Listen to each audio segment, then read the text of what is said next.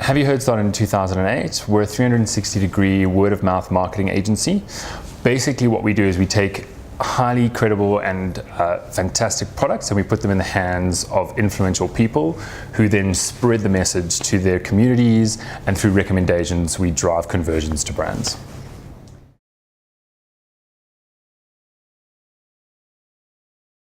So Mr. Price is an amazing brand.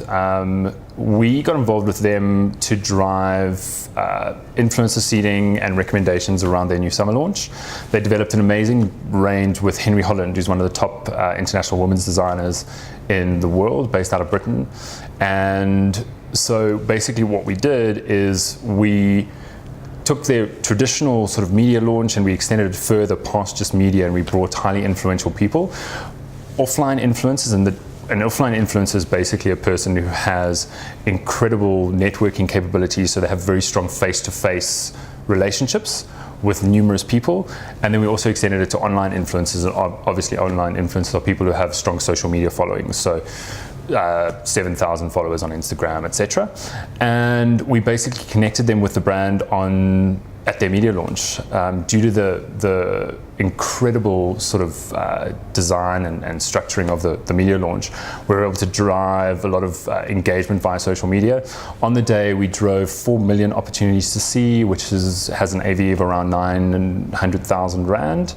The week following, we drove around 7 million opportunities to see, which is about 1.7 million Rands worth of AVE across the brand, and we saw incredible success for the summer launch, selling out in a short space of time.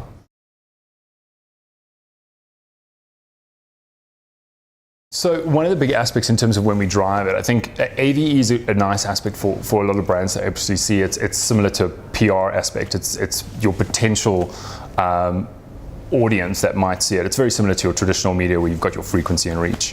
When we start to measure campaigns, we also look at conversational spread.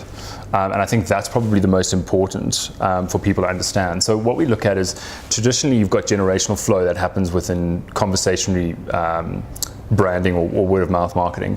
And what we see is that globally, the average conversational flow of an influencer is 60 first generational conversations. A first generational conversation is a conversation from the influencer to one person. The second generational flow is from the person that the influencer had a conversation with to another person. So what we see is first generational flow, you typically see around on an average 60 conversations that happen on a first generational flow basis, and then we see that drop down to 20 for the second generational flow. So if you look at one influencer, they typically, over a period, and the period depends on the brand, can drive almost 1,200 conversations. What we see, which is really great, is that 1 in 3 conversations convert to an actual brand purchase.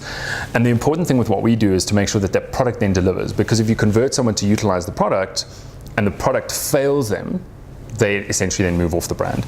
And that's why we're very, very picky about the brands that we work with. We don't just work with anyone. So that becomes very, very important. Obviously, if you've got 500 influencers, you have significantly more conversations.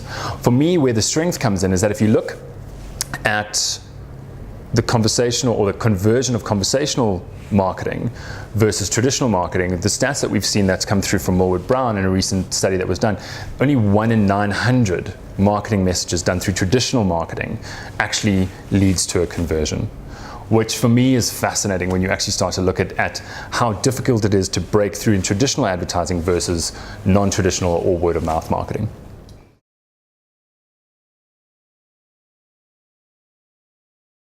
So it's interesting. The recent research that's come through shows that 6% of conversations and conversions to brands happen online.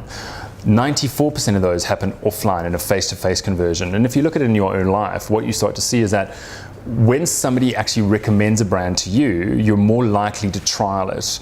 Whereas if you see it on an online banner ad or a Facebook post or thing, typically what you do is you go through, oh, I wonder if that blogger has been paid to do it. So you're a lot more cynical. And what we see is that 76% of consumers don't believe that advertisers in an online or in a traditional space are actually telling the truth when they're advertising a brand. But when they actually take it down to conversational research, you actually show that 92% of people believe that their friends are telling them the truth and that there's no hidden motive behind it.